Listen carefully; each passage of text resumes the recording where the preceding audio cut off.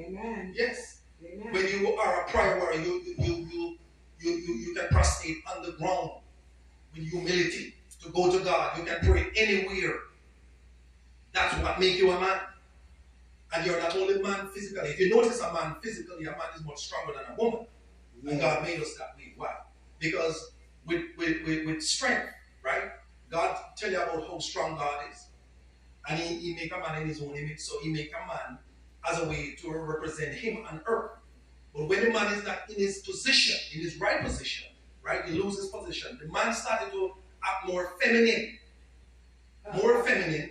A woman is not going to follow, I guess a girl will follow a girl, yes, but not for too long before they start fighting. Right? Women will follow women, but they're not going to continue to follow them until they start to have, oh, she said this one said, that one said. So do you understand what I'm trying to say to you? We need men to keep the balance. We keep balance with boys, girls, because I am not the one who make it. It's God created it that way. And there's a reason. If God make a male flower, he make a female flower. So he do it for a reason. God does it for a reason.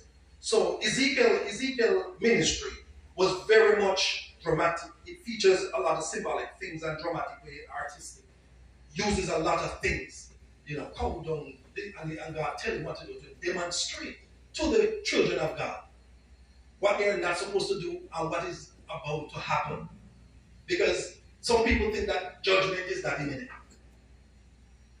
The Bible said God is a God of judgment. He's a God of love, but he's a God of judgment. Whatever we do as people, generally speaking, there is a consequence to everything that we do. If you sin, whether you know it or not, there is a consequence to it. Amen. It is not the fault of God why you didn't know you're not supposed to do it, or you did. It is the fault of us, or they who came before us, who was supposed to teach us or taught us the right way, right? So men, the woman carry out the rules. So your dad said, your wife said, your husband said, your father said, not supposed to, not supposed to, not supposed to do this. But the man is the one who laid down the rule. But if him of himself lost his way, how can the rule be even taught? Yes. So now you understand, it's generations after generations going to be lost because of that one man out of place. One man out of place. So Jesus Christ came into this world and he set a great and notable example. He have done it all the way until his death. We have to die to this world.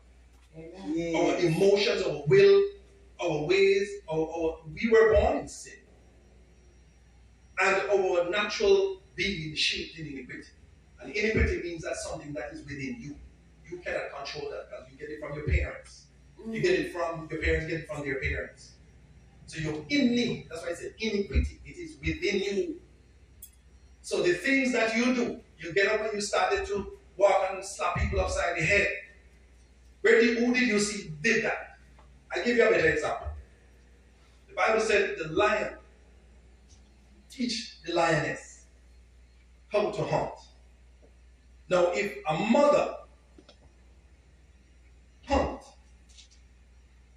hunt a deer and kill the deer, skin the deer, do whatever you do with the deer to take it home to eat.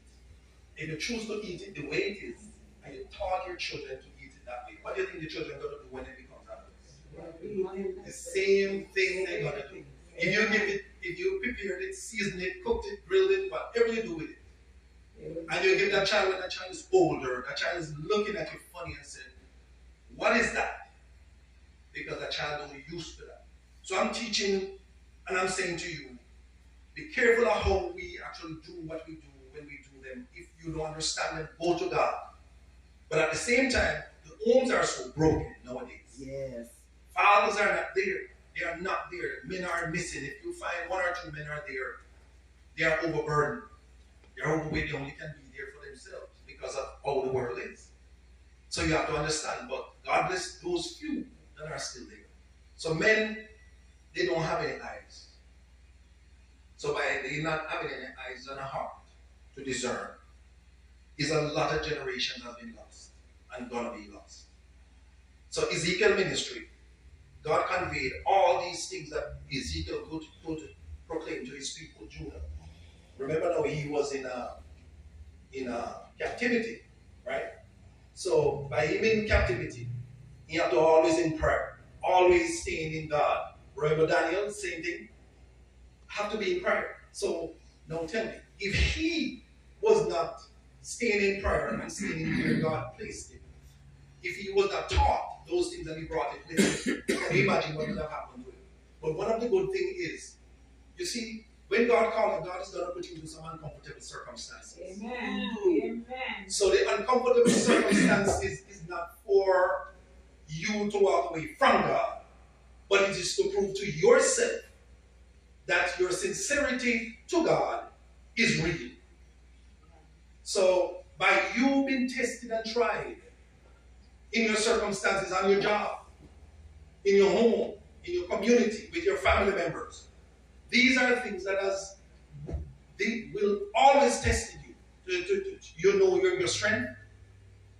You know, some people are easy to get upset. Some people are very much, they easily get upset. The least little thing get them upset. They can't even think that the devil can be messing with them too. But they easily get upset. So basically, these things is to break you down like when gold or diamond is under the earth. It has to go under extreme pressure in order to become a diamond. So basically, that is what you're going through. You have to become more meek, more kind, more gentle, more forgiving, more humble. How do you think you're going to get all these things? You have to go under extreme pressure. And God is going to allow you to be pressured in every aspect of your life. Your finances, your health, your well-being, your emotions, your will. These are things will be pressured. It will prove you to see if you are real or you are a fake. And it is not for the purpose of God, for God already called it. God has done his part already. It is for you to know who you are.